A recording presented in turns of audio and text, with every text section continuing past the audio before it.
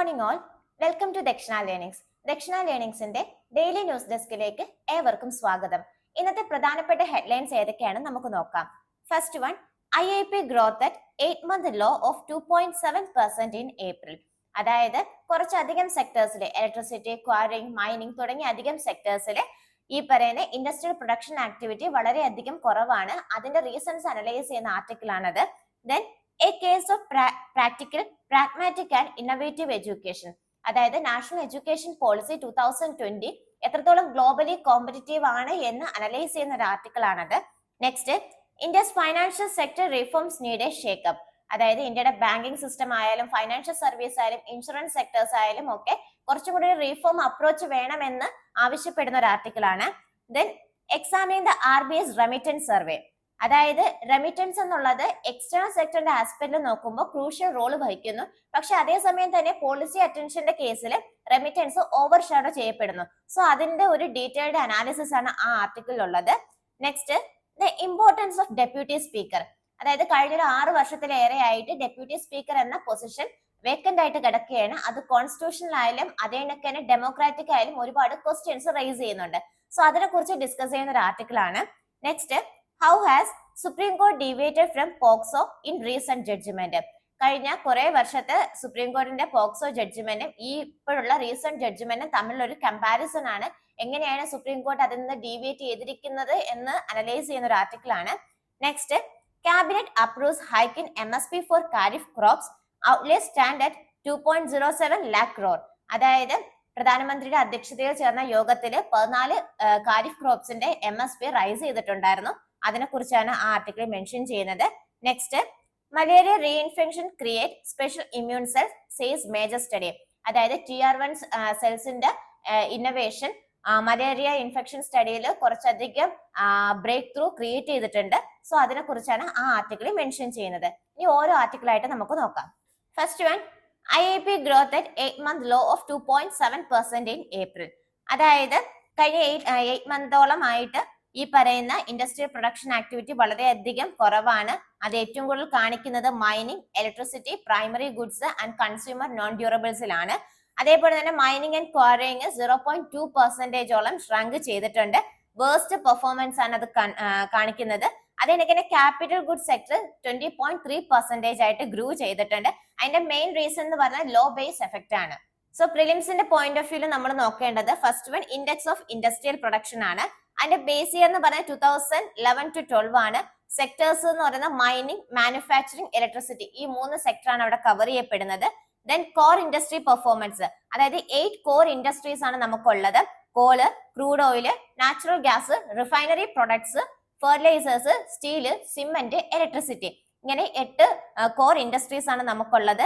ഇത് IIP-യിലുള്ള വെയിറ്റ് എന്ന് പറയുന്നത് 40.27% ആണ്. റീസെന്റ് ഗ്രോത്ത് എന്ന് പറയുന്നത് 3.8% ആണ്.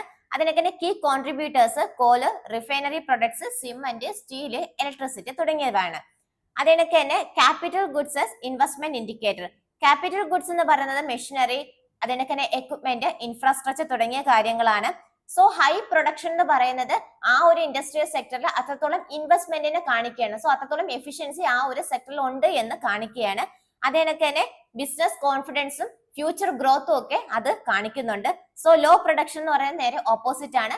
വീക്ക് ഇൻവെസ്റ്റ്മെന്റ്, അതിനൊക്കെ തന്നെ വീക്ക് കോൺഫിഡൻസ് ആണ് ആ ഒരു സെക്ടറിൽ കാണിക്കുന്നത്. സോ ഇത് മെയിൻസിന്റെ പെർസ്പെക്റ്റീവ് നോക്കുമ്പോൾ GS3 വളരെയധികം ഇമ്പോർട്ടന്റ് ആയിട്ടുള്ള ഒരു ടോപ്പിക് ആണ്. So next news, A case of practical, pragmatic and innovative education. So national education policy 2020 focus ചെയ്യുന്ന കുറച്ചുകൂടെ എംപ്ലോയബിലിറ്റി ക്രിയേറ്റ് ചെയ്യുക എന്നുള്ളതാണ്. അതിനൊക്കെ ഇന്നോവേഷന് കുറച്ചും കൂടി ഇമ്പോർട്ടൻസ് കൊടുക്കുക എന്നുള്ളതാണ് നാഷണൽ എഡ്യൂക്കേഷൻ പോളിസി 2020യുടെ മേജർ എയിം എന്ന് പറയുന്നത്. അതുകൊണ്ട് തന്നെ ഫ്ലെക്സിബിൾ ഡിഗ്രി പ്രോഗ്രാംസ് നമ്മൾ അനൗൺസ് ചെയ്തിട്ടുണ്ടായിരുന്നു. മൾട്ടിപ്പിൾ എൻട്രി എക്സിറ്റ് ഓപ്ഷൻസ് നമ്മൾ കൊടുത്തിട്ടുണ്ടായിരുന്നു. അതിനൊക്കെ വൊക്കേഷണൽ ട്രെയിനിങ്, റിസർച്ച് ഇന്റേൺഷിപ്പ്, അതേപോലെ തന്നെ സ്ട്രോങ് ഇൻഡസ്ട്രി അക്കാഡമിയ തുടങ്ങിയ കാര്യങ്ങളൊക്കെ എഡ്യൂക്കേഷനും ജോബ് റെഡിനെസ്സും ആയിട്ടുള്ള ആ ഒരു ബ്രിഡ്ജ്, ആ ഒരു ഗ്യാപ്പ് ബ്രിഡ്ജ് ചെയ്യാൻ സഹായിച്ചിട്ടുണ്ട്. അതിനൊക്കെ തന്നെ ഇന്ത്യയുടെ ഗ്ലോബൽ അക്കാഡമിക് ഇന്നോവേറ്റീവ് സ്റ്റാൻഡിംഗ് വളരെയധികം ഇംപ്രൂവ് ചെയ്തിട്ടുണ്ട്.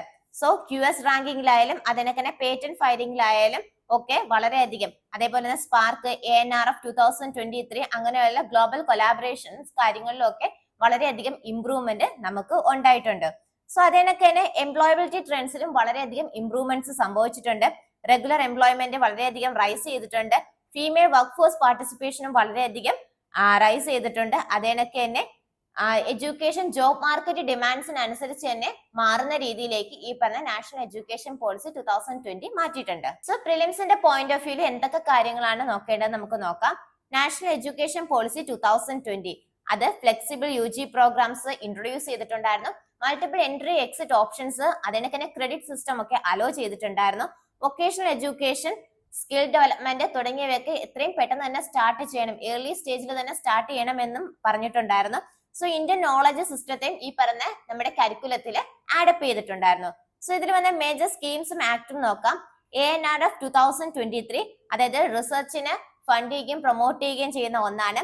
ദെൻ സ്പാർക്ക് അതായത് support academic and global research collaboration. Then idea labs, innovative ആയിട്ടുള്ള ഐഡിയകൾ അത് കോളേജ് തലങ്ങളിൽ നിന്ന്, സോ അത് പ്രാക്ടിക്കൽ ലേണിംഗിന് വളരെയധികം ഹെൽപ്പ് ചെയ്യും. അതെനക്ക് തന്നെ സ്മാർട്ട് ഇന്ത്യ ഹാക്കത്തൺ അതായത് student contest for solving real life problems. And അതേപോലെ തന്നെ നമ്മുടെ ഗ്ലോബൽ ഇന്നോവേഷൻ ഇൻഡെക്സിൽ ഇന്ത്യയുടെ റാങ്ക് എന്ന് പറയുന്നത് 39th ആണ്. സോ വളരെയധികം ഇംപ്രൂവ്മെന്റ് ഇന്ത്യ എഡ്യൂക്കേഷൻ സെക്ടറിൽ കാണിച്ചിട്ടുണ്ട്. സോ മെയിൻസിന്റെ പോയിന്റ് ഓഫ് വ്യൂല് നോക്കുമ്പോൾ GS2ലും GS3ലും ഈ പറയുന്ന ടോപ്പിക് വളരെയധികം റെലവെന്റ് ആണ്. So next, India's financial sector reforms need a shakeup. അത് നമ്മുടെ ഫ്രാഗ്മെന്റഡ് നോമിനേഷൻ റൂൾസിനെ കുറിച്ച് ഇവിടെ മെൻഷൻ ചെയ്യുന്നുണ്ട്. ഇന്ത്യസ് BFSI സെക്ടർ അതായത് banking, financial services, insurance sectors inconsistent nomination laws, അതായത് ബാങ്കിങ്ങിലായാലും മ്യൂച്വൽ ഫണ്ട്സിലായാലും ഇൻഷുറൻസിലായാലും ഒക്കെ വളരെയധികം സഫർ ചെയ്യുന്നുണ്ട്. സോ അതിനൊക്കെ ഒരു യൂണിഫോം നോമിനേഷൻ ഫ്രെയിം വർക്ക് നമുക്ക് അർജന്റ്ലി ആവശ്യമുണ്ട് എന്ന് പറയുന്ന ഒരു ആർട്ടിക്കിൾ ആണിത്. അതിനൊക്കെ under developed bond market and ultimate beneficial ownership loop ഹോൾസും വളരെയധികം നമുക്കുണ്ട്. ഇന്ത്യയുടെ കോർപ്പറേറ്റ് ബോണ്ട് മാർക്കറ്റ് എന്ന് പറയുന്നത് ഒരു ഷാലോ സ്റ്റേറ്റിലൂടെയാണ് കടന്നു പോണത്. കാരണം പുവർ ട്രാൻസ്പെറൻസിയും അതിനൊക്കെ വീക്ക് എൻഫോഴ്സ്മെന്റ് റൂൾസും ഒക്കെയാണ്. സോ അതിനെ മറികടക്കുന്ന രീതിയിലേക്ക് നമ്മുടെ ഫ്രെയിം വർക്ക് നമ്മൾ കൊണ്ടുവരണം എന്നാണ് ഈ ആർട്ടിക്കിൾ മെൻഷൻ ചെയ്യുന്നത്. So shadow banking threat and retirement planning gaps. Shadow banking എന്ന് പറയുന്നത് ബാങ്കിങ് ഔട്ട്സൈഡ് ട്രഡീഷണൽ ബാങ്കിങ് ആണ്. സോ ആ ഒരു അത് ക്രിയേറ്റ് ചെയ്യുന്ന സിസ്റ്റമിക് റിസ്കുകൾ നമ്മൾ കുറയ്ക്കേണ്ടിയിരിക്കുന്നു. സീറോ കൂപ്പൺ സോവറിൻ ബോണ്ട്സിന്റെ ആവശ്യകതയെ കുറിച്ചൊക്കെയാണ് ഈ ഒരു ആർട്ടിക്കിളിൽ മെൻഷൻ ചെയ്യുന്നത്. സോ പ്രിലിംസിന്റെ പോയിന്റ് ഓഫ് വ്യൂല് എന്തൊക്കെ കാര്യങ്ങളാണ് നോക്കേണ്ടത് നോക്കാം. First one, ultimate beneficial ownership. അതിന്റെ ത്രെഷോൾഡ് എന്ന് പറഞ്ഞ കമ്പനീസിന്റെ കേസിൽ 10% ആണ്. അതിനൊക്കെ തന്നെ പാർട്ണർഷിപ്പിന്റെ കേസിൽ 15% ആണ്. അതായത് മണി ലോണ്ടറിങ് ഒഴിവാക്കി യഥാർത്ഥ ഓണേഴ്സിനെ കണ്ടുപിടിക്കുക എന്നുള്ളതാണ് ഈ പറയുന്ന അൾട്ടിമേറ്റ് ബെനഫിഷ്യൽ ഓണർഷിപ്പ് കൊണ്ട് ഉദ്ദേശിക്കുന്നത്. ഇന്ത്യയുടെ ലിമിറ്റ് എന്ന് പറയുന്നത് FATFന്റെ 25%-നെക്കാളും വളരെയധികം സ്ട്രിക്റ്റ് ആയിട്ടാണ് ഇന്ത്യ ഈ ഒരു കാര്യങ്ങളെ ഡീൽ ചെയ്യുന്നത്. സോ FATFന്റെ 2022 ഗൈഡ് ലൈൻസ് ഏതൊക്കെയാണെന്ന് നോക്കാം. റിയൽ ടൈം ഓണർഷിപ്പ് ഡേറ്റയാണ് പ്രൊവൈഡ് ചെയ്യുന്നത്. അതിനൊക്കെ ഫോറിൻ ലിങ്ക് എന്റിറ്റീസിൽ നിന്ന് വരുന്നുള്ള റിസ്കുകളെ അവർ ഫോക്കസ് ചെയ്യുന്നുണ്ട്. സോ ബെനഫിഷ്യൽ ഓണർഷിപ്പ് ഡേറ്റ എന്ന് പറയുന്നത് പബ്ലിക് പ്രൊക്യൂർമെന്റും അതേ രീതിയിലുള്ള കറപ്ഷനും കാര്യങ്ങളും ഒക്കെ ഫൈറ്റ് ചെയ്യാനൊക്കെ ഈ ഒരു ഡേറ്റ അവർ യൂസ് ചെയ്യുന്നുണ്ട്. ദെൻ ഷാഡോ ബാങ്കിങ് അതായത് ക്രെഡിറ്റ് ഔട്ട്സൈഡ് ട്രഡീഷണൽ ബാങ്കിങ് എന്നാണ് അതിന്റെ ഡെഫിനേഷൻ തന്നെ. സോ ഹൈ ലിവറേജും അതിനൊക്കെ ലിക്വിഡിറ്റിയും മിസ്മാച്ച് തുടങ്ങിയ റിസ്കുകളൊക്കെയാണ് ഈ ഷാഡോ ബാങ്കിങ്ങിന്റെ കേസിൽ മെയിൻ ആയിട്ട് വരിക. സോ സ്റ്റിൽ ഇതിന്റെ ഒരു ഗ്രോത്ത് എന്ന് പറഞ്ഞ റിസ്കി സ്റ്റേറ്റിലൂടെയാണ് കടന്നു പോണത്. സോ മെയിൻസിന്റെ ആസ്പെക്റ്റിൽ നോക്കുമ്പോൾ GS3 GS2 ഈ ഒരു ടോപ്പിക് വളരെയധികം റെലവെന്റ് ആണ്. Next, examining the RBI's remittance survey. നമ്മുടെ റെമിറ്റൻസ് വളരെയധികം റെക്കോർഡ് ഹൈ ആയിട്ട് രേഖപ്പെടുത്തിയിട്ടുണ്ട്. India receive 118.7 billion in remittance in 2023 to 24. നമ്മുടെ FDI ഇൻഫ്ലോസിനെ സർപ്പാസ് ചെയ്യുന്ന രീതിയിൽ നമ്മുടെ റെമിറ്റൻസ് മാറിയിട്ടുണ്ട്. സോ എക്സ്റ്റേണൽ സെക്ടറിൽ വളരെയധികം ക്രിട്ടിക്കൽ സ്റ്റെബിലൈസിംഗ് ഫോഴ്സ് ആയിട്ട് ഈ പറയുന്ന റെമിറ്റൻസ് മാറിയിട്ടുണ്ട്. അതിനൊക്കെ റെമിറ്റൻസിന്റെ സോഴ്സിലും ഷിഫ്റ്റ് സംഭവിച്ചിട്ടുണ്ട്. മുമ്പ് ഗൾഫ് റീജിയൻസ് ആയിരുന്നു ഏറ്റവും കൂടുതൽ റെമിറ്റൻസ് പ്രൊവൈഡ് ചെയ്തിട്ടുണ്ടെങ്കിൽ ഇന്ന് അത് അഡ്വാൻസ്ഡ് എക്കോണമീസ് ആയ US, UK തുടങ്ങിയ ഇതിലേക്ക് മാറിയിട്ടുണ്ട്. സോ ഇത് നമ്മുടെ ഹൈ സ്കിൽഡ് മൈഗ്രൻസിനെയാണ് ഷോ ചെയ്യുന്നത്. അതിനൊക്കെ ഡിജിറ്റൽ റെമിറ്റൻസും 73.5% ആയിട്ട് റൈസ് ചെയ്തിട്ടുണ്ട്. ഇത് നമ്മുടെ എഫിഷ്യൻസിനെയാണ് അവിടെ കാണിക്കുന്നത്. സോ അതേസമയം തന്നെ unequal access and policy gaps ഇതിൽ നമ്മൾ കാണുന്നുണ്ട്. സോ പല സ്റ്റേറ്റുകളെ അപേക്ഷിച്ച് ഇന്ത്യയുടെ പല സ്റ്റേറ്റുകളെ അപേക്ഷിച്ച് നോക്കുമ്പോൾ ബീഹാർ, കേരള അങ്ങനെ താരതമ്യപ്പെടുത്തി നോക്കുമ്പോൾ ഡിസ്പാരിറ്റീസ് ഓരോ സ്റ്റേറ്റിലും എക്സിസ്റ്റ് ചെയ്യുന്നുണ്ട്. സോ പ്രിലിംസിന്റെ പോയിന്റ് ഓഫ് വ്യൂലാണെങ്കിൽ India receive 118.7 billion in remittance in 2023-24. അതിനൊക്കെ ടോപ്പ് റെമിറ്റൻസ് സോഴ്സ് എന്ന് പറഞ്ഞ US ആണ്. ഗൾഫ് കൺട്രീസിനെയൊക്കെ ഓവർടേക്ക് ചെയ്തിട്ടുണ്ട്. Digital channels used in 73.5% of transaction. So അത്രയും ഒരു ഡിജിറ്റൽ ട്രാൻസാക്ഷൻ രീതിയിലേക്കും കാര്യങ്ങൾ മാറിയിട്ടുണ്ട്. മെയിൻസിന്റെ പോയിന്റ് ഓഫ് വ്യൂല് നോക്കുമ്പോൾ GS2, GS3 ഈ ഒരു ടോപ്പിക്ക് വളരെയധികം റെലവെന്റ് ആണ്. സോ നെക്സ്റ്റ് ആർട്ടിക്കിൾ നോക്കാം. The importance of deputy speaker. So കഴിഞ്ഞൊരു 6 വർഷത്തോളമായിട്ട് ഡെപ്യൂട്ടി സ്പീക്കർ എന്ന പൊസിഷൻ വേക്കന്റ് ആയിട്ട് കിടക്കുകയാണ്. അത് ആർട്ടിക്കിൾ 93, 94 ആൻഡ് 180 വയലേറ്റ് ചെയ്യുകയാണ്. സോ അത് പാർലമെന്ററി നോംസിന് വളരെയധികം അണ്ടർമൈൻ ചെയ്യുന്നുണ്ട്. അതിനൊക്കെ ഇത് എത്രത്തോളം ഡെമോക്രാറ്റിക് ഇമ്പാക്ട് സൃഷ്ടിക്കുമെന്ന് നമുക്ക് നോക്കാം. സോ ഇത് ചെക്സ് ആൻഡ് ബാലൻസിനെ വീക്കൻ ചെയ്യുന്നുണ്ട്. അതിനൊക്കെ തന്നെ പാർലമെന്ററി ഫങ്ഷനിങ്ങിനെ അഫക്ട് ചെയ്യുന്നുണ്ട്. റൂളിംഗ് പാർട്ടിയുടെ ഒരു സെൻട്രലൈസിംഗ് പവർ ആണ് അവിടെ ക്രിയേറ്റ് ചെയ്യുന്നത്. ഒപ്പോസിഷനെ വളരെയധികം അണ്ടർമൈൻ ചെയ്തുകൊണ്ട് റൂളിംഗ് പാർട്ടി മാത്രമായി ഡിസിഷൻ എടുക്കുന്ന ഒരു സ്റ്റേറ്റിലേക്ക് കാര്യങ്ങൾ മാറുന്നുണ്ട്. ഇത് ഡെമോക്രാറ്റിക് അക്കൗണ്ടബിലിറ്റിനെ വളരെയധികം മോശമായിട്ട് ബാധിക്കുന്നുണ്ട്. സോ ഈ പറയുന്ന ഡെപ്യൂട്ടി സ്പീക്കർ എന്നുള്ളത് ലെജിസ്ലേറ്റീവ് കണ്ടിന്യൂറ്റിക്കായാലും ഡിബേറ്റ്സിന്റെ കാര്യത്തിൽ ന്യൂട്രാലിറ്റി മെയിൻറ്റെയിൻ ചെയ്യാനും അതേപോലെ തന്നെ വളരെയധികം പാർലമെന്ററി കമ്മിറ്റീസിൽ ഒരു മേജർ ഫങ്ഷണറി ആയിട്ട് പ്രവർത്തിക്കുന്ന ഒരാളാണ് ഈ പറയുന്ന ഡെപ്യൂട്ടി സ്പീക്കർ. സോ ഈ ഒരു പൊസിഷൻ വേക്കന്റ് ആയിട്ട് കിടക്കുന്നത് ഡെമോക്രസിക്കായാലും അതേണക്കന്നെ കോൺസ്റ്റിറ്റ്യൂഷന്റെ ആയാലും ഒക്കെ ഒരു ഇമ്പോർട്ടൻസ് ആണ് അവിടെ ചോദ്യം ചെയ്യപ്പെടുന്നത്. അതേണക്കന്നെ ഒപ്പോസിഷന്റെ റോളും ഇവിടെ വളരെയധികം ഇഗ്നോർ ചെയ്യപ്പെടുന്നുണ്ട്. നമ്മുടെ ഒരു ഡെമോക്രാറ്റിക് ട്രഡീഷൻസിനെ ഇറോഡ് ചെയ്യുന്ന രീതിയിലേക്ക് കാര്യങ്ങൾ മാറുന്നുണ്ട്. സോ പ്രിലിംസിന്റെ പോയിന്റ് ഓഫ് വ്യൂല് ഏതൊക്കെ കാര്യങ്ങളാണ് നോക്കേണ്ടത് നമുക്ക് നോക്കാം. ഫസ്റ്റ് വൺ ആർട്ടിക്കിൾ 93, അതായത് Lok Sabha must elect speaker and deputy speaker as soon as may be എന്നതാണ് ആർട്ടിക്കിൾ 93 മെൻഷൻ ചെയ്യുന്നത്. അതിനൊരു ഫിക്സഡ് ടൈം ഒന്നും ഈ പറയുന്ന കോൺസ്റ്റിറ്റ്യൂഷനിൽ മെൻഷൻ ചെയ്തിട്ടില്ല. എത്രയും പെട്ടെന്ന് ന്യൂ ലോക്സഭ ഫോം ചെയ്ത് ആസ് സൂൺ ആസ് എയർലി ഈ പറയുന്ന സ്പീക്കർ ആയാലും ഡെപ്യൂട്ടി സ്പീക്കർ ആയാലും എലക്ട് ചെയ്യപ്പെടണം എന്നുള്ളതാണ് കോൺസ്റ്റിറ്റ്യൂഷനിൽ പറയുന്നത്. Then article 94, speaker or deputy speaker stays in office until resignation, removal or disqualification. അതേപോലെ തന്നെ ലോക്സഭ ഡിസൊല്യൂഷൻ സംഭവിച്ചാൽ പോലും സ്പീക്കറിന്റെ ആയാലും ഡെപ്യൂട്ടി സ്പീക്കറിന്റെ ആയാലും ഓഫീസ് വെക്കേറ്റ് ചെയ്യേണ്ട ആവശ്യകതയില്ല. സോ അതൊരു കണ്ടിന്യൂറ്റി ആണ് അവിടെ കാണിക്കുന്നത്. അതിനൊക്കെ തന്നെ ആർട്ടിക്കിൾ 180, അതായത് deputy speaker act as speaker when speakers post is vacant or absent. അതൊരു സ്മൂത്ത് ഫങ്ഷനിങ് ആണ് അവിടെ കാണിക്കുന്നത്. അതേണക്ക് അങ്ങനെ ഒരു കേസിൽ സ്പീക്കറിന്റെ ആ ഒരു പൊസിഷൻ ഡെപ്യൂട്ടി സ്പീക്കർ ഹാൻഡിൽ ചെയ്യുമ്പോൾ സ്പീക്കറിനുള്ള എല്ലാ അധികാരങ്ങളും ഈ പറയുന്ന ഡെപ്യൂട്ടി സ്പീക്കർക്കും ആ ഒരു കേസിൽ ലഭ്യമാകും. സോ മെയിൻസിന്റെ പെർസ്പെക്റ്റീവിൽ നോക്കുമ്പോൾ GS2 ഈ ഒരു ടോപ്പിക്ക് വളരെയധികം റെലവെന്റ് ആണ്. Next, how has supreme court deviated from POCSO in recent judgment. അതായത് സുപ്രീം കോർട്ട് കഴിഞ്ഞ കുറെ കാലത്ത് അവരുടെ പോക്സോ ജഡ്ജ്മെന്റും റീസെന്റ് ആയിട്ട് വന്ന പോക്സോ ജഡ്ജ്മെന്റും ആണ് ഇവിടെ കമ്പയർ ചെയ്യുന്നത്. സോ പോക്സോ 2012 ഈ ഒരു ആക്ട് വരുന്നത്. Penetrative and non penetrative sex, അതേണക്ക് തന്നെ ചൈൽഡ് പോർണോഗ്രഫി, സെക്ഷൽ അസോൾട്ട് തുടങ്ങിയ കാര്യങ്ങളൊക്കെ ക്രിമിനലൈസ് ചെയ്ത് കൊണ്ടുവന്ന ഒരു ആക്ട് ആയിരുന്നു ഈ പറഞ്ഞ POCSO act. So supreme court uphold POCSO's rigger.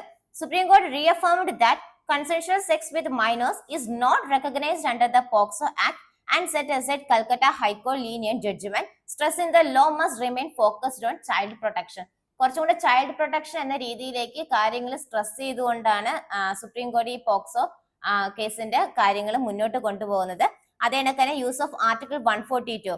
The Supreme Court deferred sentencing using Article 142 due to the victim socio-economic vulnerability and her support for the accused, directing a rehabilitation focused approach over strict penal enforcement. അതേണക്ക് തന്നെ systemic and social ഗ്യാപ്സിനെയൊക്കെ ഇവിടെ mention ചെയ്യുന്നുണ്ട്. So ഇത് create ചെയ്യുന്ന societal stigma, അതേണക്ക് തന്നെ വിക്ടിംസിന് കിട്ടാനുള്ള societal സപ്പോർട്ടിന്റെ ലഭ്യത കുറവ്, അതേപോലെ തന്നെ legal sensitivity, better enforcement, comprehensive sex education തുടങ്ങിയ കാര്യങ്ങളൊക്കെ സുപ്രീം കോർട്ട് ഈ ഒരു ജഡ്ജ്മെന്റിൽ മെൻഷൻ ചെയ്യുന്നുണ്ട്. സോ പ്രിലിംസിന്റെ പോയിന്റ് ഓഫ് വ്യൂ എന്തൊക്കെ കാര്യങ്ങളാണ് നോക്കേണ്ടത് നമുക്ക് നോക്കാം. ഫസ്റ്റ് വൺ, പോക്സോ ആക്ട് 2012, അതായത് ജെൻഡർ ന്യൂട്രൽ ലോ ആണ്. ചൈൽഡ് പ്രൊട്ടക്ഷന് വേണ്ടിയിട്ടാണ് കൊണ്ടുവരുന്നത്. 18 വയസ്സിൽ താഴെയുള്ള കുട്ടികളെയാണ് ഇത് ഫോക്കസ് ചെയ്യുന്നത്. No consent recognised for minors, അതേണക്ക് തന്നെ സ്പെഷ്യൽ കോർട്ടുകളും ടൈം ബൗണ്ട് ആയിട്ടുള്ള ട്രയൽസും ഒക്കെ മാൻഡേറ്ററി ആണ് എന്ന് പറയുന്ന ഒരു ആക്ട് ആണ് ഈ പറഞ്ഞ POCSO act. Then article 142, article 142 supreme കോടതിയുടെ കംപ്ലീറ്റ് ജസ്റ്റിസ് ആണ് അവിടെ ഷോ ചെയ്യുന്നത്. അതായത് സ്റ്റാറ്റ്യൂട്ടറി ലിമിറ്റേഷൻ അപ്പുറം പവേഴ്സ് സുപ്രീം കോടതി യൂസ് ചെയ്യുന്ന ആർട്ടിക്കിൾ ആണ് ഈ പറയുന്ന 142. അതേപോലെ ഓർഡേഴ്സ് വളരെയധികം ബൈൻഡിങ് ആണ്, അതേ കണക്ക് തന്നെ എൻഫോഴ്സിബിളും ആണ്. ദെൻ സെക്ഷൻ 482 CRPC ഹൈക്കോർട്ടിന്റെ ഇൻഹറന്റ് പവർ ആണ് അത് ഷോ ചെയ്യുന്നത്. ലീഗൽ പ്രോസസ്സിലുള്ള അബ്യൂസ് പ്രിവെന്റ് ചെയ്യുക എന്നുള്ളതാണ് സെക്ഷൻ 482 CRPC പറയുന്നത്. അതേ കണക്ക് തന്നെ സെക്യൂർസ് എൻഡ് ഓഫ് ജസ്റ്റിസും ഈ പറയുന്ന സെക്ഷൻ 482 CRPC പറയുന്നുണ്ട്. സോ മെയിൻസിന്റെ പോയിന്റ് ഓഫ് വ്യൂവിൽ നോക്കുമ്പോൾ GS2 ഈ ഒരു തീം വളരെയധികം ഇമ്പോർട്ടന്റ് ആണ്. So next article, Cabinet approves hike in MSP for Kharif crops outlay stand at 2.07 lakh crore. അതായത് കഴിഞ്ഞ പ്രധാനമന്ത്രിയുടെ അധ്യക്ഷതയിൽ ചേർന്ന യോഗത്തിൽ 14 ഖാരിഫ് ക്രോപ്സിനുള്ള MSP റൈസ് ചെയ്തിട്ടുണ്ടായിരുന്നു. So highest hike for niger seed, അതേണക്ക് തന്നെ റാഗി, കോട്ടൺ, സീസം തുടങ്ങിയതിനൊക്കെ വളരെയധികം പ്രൈസ് MSP കൂട്ടിയിട്ടുണ്ടായിരുന്നു. സോ ന്യൂട്രി സെറിയൽസിനും വളരെയധികം സപ്പോർട്ട് നമ്മൾ പ്രൊവൈഡ് ചെയ്യുന്നുണ്ട്. അതായത് ശ്രീ അന്ന എന്നുള്ള രീതിയിൽ ന്യൂട്രി സെറിയൽസിന് കുറച്ചും കൂടെ പ്രൊഡക്ഷൻ കൂട്ടുക എന്നുള്ള രീതിയിലേക്ക് കാര്യങ്ങൾ ഗവൺമെന്റ് ഇൻട്രൊഡ്യൂസ് ചെയ്യുന്നുണ്ട്. സോ അതുവഴി ക്രോപ്പ് ഡൈവേഴ്സിഫിക്കേഷൻ ആയാലും ന്യൂട്രീഷണൽ സെക്യൂരിറ്റി എൻഷുർ ചെയ്യുക എന്നുള്ളതാണ് ഗവൺമെന്റ് ദൗത്യം. സോ പ്രിലിംസിന്റെ പോയിന്റ് ഓഫ് വ്യൂവിൽ എന്തൊക്കെ കാര്യങ്ങളാണ് നോക്കേണ്ടത് നമുക്ക് നോക്കാം. First one, minimum support price. അതായത് ഗവൺമെന്റ് ക്രോപ്സിന് കൊടുക്കുന്ന അഡ്മിനിസ്ട്രേറ്റീവ് പ്രൈസ് ആണ് ഈ പറയുന്ന MSP. അതേ കണക്ക് തന്നെ പ്രൈസ് ഫ്ലക്ച്വേഷൻസിൽ നിന്ന് ഫാമേഴ്സിനെ പ്രൊട്ടക്ട് ചെയ്യുക എന്നുള്ളതാണ് ഈ പറയുന്ന MSPയുടെ മേജർ ഒബ്ജക്റ്റീവ് എന്നുള്ളത്. സോയിങ് സീസണ് മുന്നേ ആയിരിക്കും ഈ പറയുന്ന MSP അനൗൺസ് ചെയ്യുക. And 1.5 into MSP rule. So അതാണ് നമ്മൾ യൂസ് ചെയ്യുന്ന weighted average cost of production. ഇത് നമ്മൾ ഇംപ്ലിമെന്റ് ചെയ്ത് തുടങ്ങിയത് 2018-19 യൂണിയൻ ബഡ്ജറ്റ് ടൈം തൊട്ടാണ്. സോ ഇത് ഫാമേഴ്സിന് ഒരു ഫെയർ റിട്ടേൺസ് എൻഷുർ ചെയ്യുന്നുണ്ട്. ദെൻ ന്യൂട്രി സെറിയൽസ് ശ്രീ എന്ന, അതായത് ന്യൂട്രീഷൻ റിച്ച് ക്രോപ്സ്, മില്ലറ്റ് തുടങ്ങിയുള്ള ന്യൂട്രീഷൻ റിച്ച് ക്രോപ്സിന് കുറച്ചും കൂടി ഇമ്പോർട്ടൻസ് കൊടുത്തുകൊണ്ട് അതിലേക്ക് നമ്മൾ ഡൈവേഴ്സിഫിക്കേഷൻ തിരിക്കുക എന്നുള്ള രീതിയിലേക്കാണ് ഗവൺമെന്റിന്റെ അപ്രോച്ച്. സോ അത് ഫുഡ് സെക്യൂരിറ്റിനെ ആയാലും ന്യൂട്രീഷൻ കാര്യങ്ങളിലൊക്കെ ആയാലും വളരെയധികം ഇംപ്രൂവ്മെന്റ്സ് ഉണ്ടാക്കുന്നുണ്ട്. സോ ന്യൂട്രി സീരിയൽസ് എന്ന് പറഞ്ഞാൽ ജോവർ, ബജ്ര, റാഗി തുടങ്ങിയ പ്രൊഡക്ട്സുകളാണ് ഇതിൽ ഉൾപ്പെടുന്നത്. മെയിൻസിന്റെ പോയിന്റ് ഓഫ് വ്യൂവിൽ നോക്കുമ്പോൾ GS3 GS2 ഈ ഒരു ടോപ്പിക് വളരെയധികം ഇമ്പോർട്ടന്റ് ആണ്. So next article, malaria reinfection creates special immune cells says major study. അതായത് മലേറിയ ഇമ്മ്യൂണിറ്റി സ്റ്റഡിയിൽ ബ്രേക്ക് ത്രൂ സംഭവിച്ചിരിക്കുകയാണ്. TR1 സെൽസിന്റെ ഐഡന്റിഫിക്കേഷനോട് കൂടി മുമ്പ് നമ്മൾ വിചാരിച്ച TH1 സെൽസ് ആയിരുന്നു ഈ പറയുന്ന മലേറിയ കേസിലുള്ള പ്രൈമറി ഇമ്മ്യൂൺ റെസ്പോണ്ടർ എന്നുള്ളത്. പക്ഷെ അത് മാറി ഇപ്പോൾ TR1 സെൽസിന്റെ ഐഡന്റിഫിക്കേഷൻ വളരെയധികം ബ്രേക്ക് ത്രൂ ആണ് ഈ പറയുന്ന മലേറിയ ഇമ്മ്യൂണിറ്റി സ്റ്റഡിയിൽ ക്രിയേറ്റ് ചെയ്തിട്ടുള്ളത്. സോ അഡ്വാൻസ്ഡ് ടെക്നിക്സ് ആണ് നമ്മൾ യൂസ് ചെയ്തിട്ടുള്ളത്. Single cell RNA TCR sequencing in longitudinal setup ആണ് നമ്മൾ യൂസ് ചെയ്തിട്ടുള്ളത്. സോ അത് വാക്സിനിലായാലും അതിനൊക്കെ തന്നെ ഇമ്മ്യൂണോ തെറാപ്പിയിലായാലും വളരെയധികം ഇമ്പാക്ട്സ് സൃഷ്ടിക്കുന്നുണ്ട്. സോ പ്രിലിംസിന്റെ പോയിന്റ് ഓഫ് വ്യൂവിൽ എന്തൊക്കെ കാര്യങ്ങളാണ് നോക്കേണ്ടത് നോക്കാം. First one, TR1 cells, that is type 1 regulatory T cells ആണ്. മലേറിയ ഇൻഫ്ലമേഷൻ കൺട്രോൾ ചെയ്യുക എന്നുള്ളതാണ് TR1 സെൽസിന്റെ മേജർ ഒബ്ജക്റ്റീവ്. സോ ഈ ഒരു ആർട്ടിക്കിളിൽ മെൻഷൻ ചെയ്ത കീ ടേംസ് നമുക്ക് നോക്കാം. ക്ലോണൽ ഫിഡലിറ്റി, അതായത് same T cells clone persist during response. And adaptive immunity. Adaptive immunity എന്ന് പറഞ്ഞാൽ സ്പെസിഫിക് ആയിട്ടുള്ള മെമ്മറി ബേസ്ഡ് ആയിട്ടുള്ള ഡിഫൻസ് ആണ്. T സെൽസും B സെൽസും ആണ് അത് ചെയ്യുന്നത്. ദെൻ ഹെൽപ്പർ T സെൽസ്, അതായത് ഇമ്മ്യൂൺ റെസ്പോൺസിനെ അസിസ്റ്റ് ചെയ്യുക എന്നുള്ളതാണ് ഹെൽപ്പർ T സെൽസിന്റെ മേജർ ഒബ്ജക്റ്റീവ്. അതിനകത്ത് TR1 സെൽസും ഇൻക്ലൂഡ് ചെയ്യും. ദെൻ ഹോസ്റ്റ് ഡയറക്റ്റഡ് തെറാപ്പി, അതായത് ഹോസ്റ്റ് ഇമ്മ്യൂണിറ്റിയെ ടാർഗറ്റ് ചെയ്തുകൊണ്ട് ഉള്ള തെറാപ്പിയാണ്, അല്ലാണ്ട് പാത്തജനെ അല്ല അവരെ ടാർഗറ്റ് ചെയ്യുന്നത്. Then advanced technique, single cell RNA sequencing, അതിനൊക്കെ TCR സീക്വൻസിങ്, ഇതെല്ലാം TR1 സെൽസിന്റെയും അതിനൊക്കെ ഇമ്മ്യൂൺ റെസ്പോൺസ് എത്രത്തോളം ഉണ്ട് എന്നുള്ളതൊക്കെ നമുക്ക് മനസ്സിലാക്കി തരുന്നുണ്ട്.